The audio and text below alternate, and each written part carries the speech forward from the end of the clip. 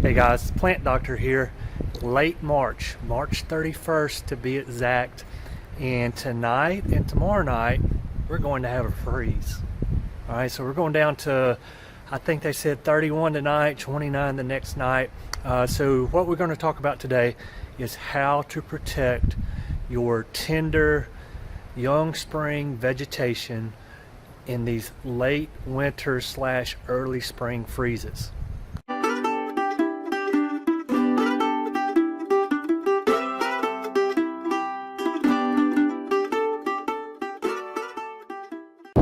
So let's talk about what we need to do in order to protect young, tender vegetation in a late freeze.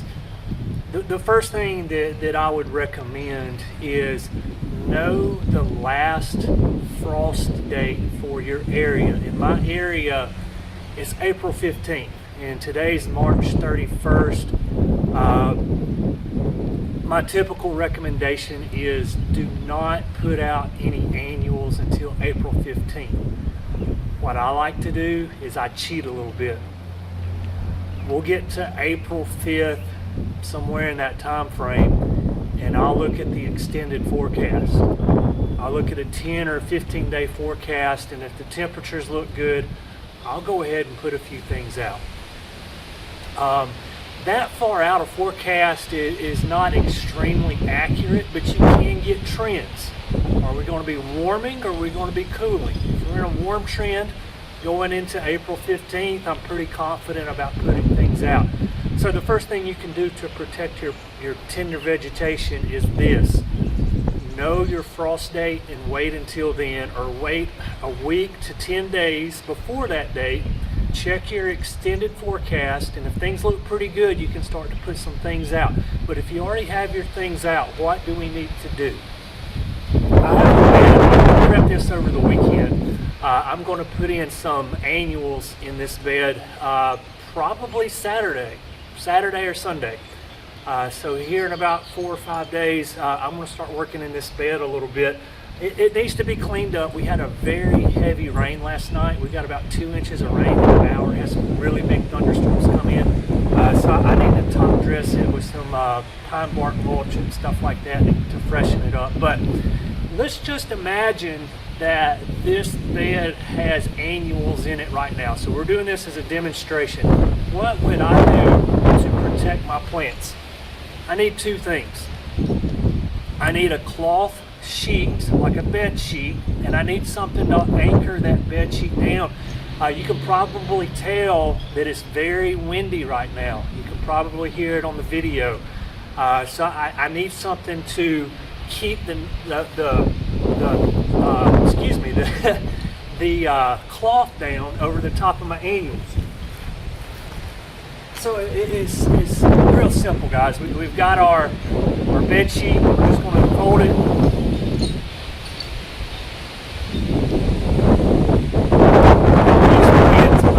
Here. So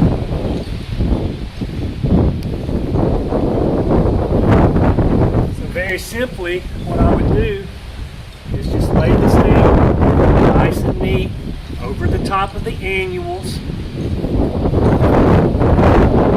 And I have some old pavers. You see the paver behind me. I put in this patio maybe 6 or 7 years ago. I've got some pavers left over that I use for stuff exactly like this. So basically I'm just going to put a paver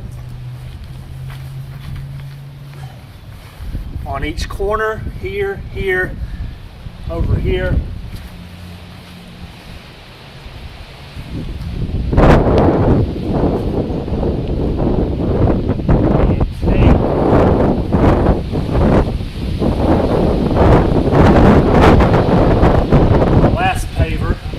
Off camera here a little bit. The wind's not helping me either. So this is what I would use to cover up my annuals. Notice I'm not using a tarp.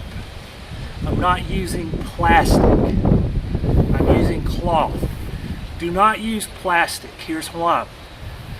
So ground moisture is going to condensate on that plastic. If you go below freezing, that's going to freeze. So you have young tender vegetation right up against the plastic, and then that water freezes, you're going to damage your annuals.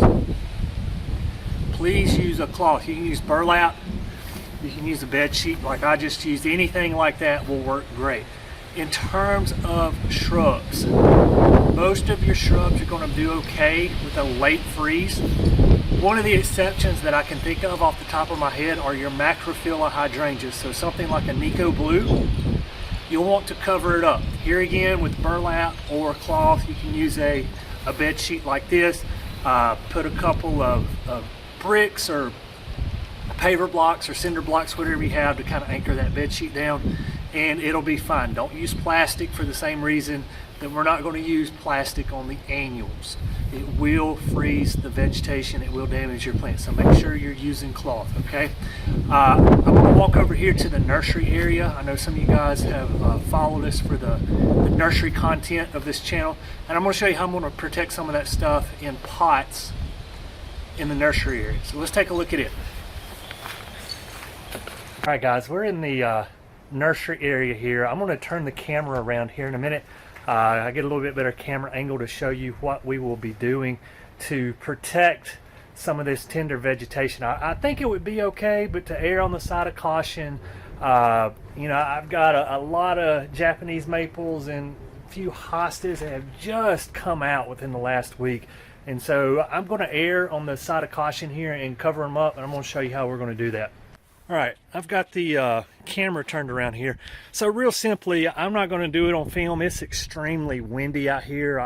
The video segment that I did just before this one, I watched it before I filmed this, and there's a lot of bad wind feedback on the video. So I figured it'd just be better to hold the camera here so you could hear me a little bit better.